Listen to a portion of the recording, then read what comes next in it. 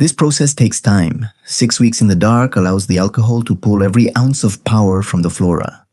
Keep the bottle sealed. Evaporation is the enemy and you can't afford to waste a single drop. For pain that can stop you in your tracks, look to the willow bark, nature's aspirin. Shave the inner bark. The fresh, moist layer is where the salicin hides, ready to break a fever or calm a pounding headache.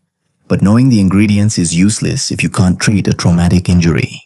When the bleeding won't stop, standard bandages are just tissues.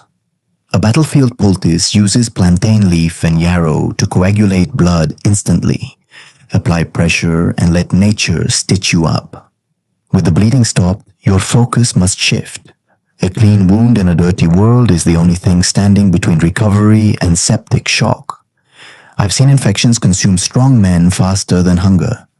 When you feel that heat radiating from the skin, you need to act. It was time to use the Forest Tincture I started months ago. The old man's beard had done its work.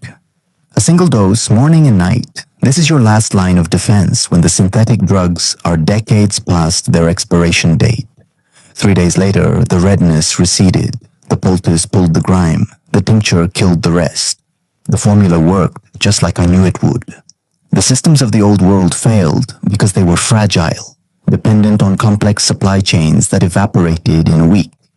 True medicine isn't about control. It's about cooperation with the natural world. It's a knowledge that was nearly lost.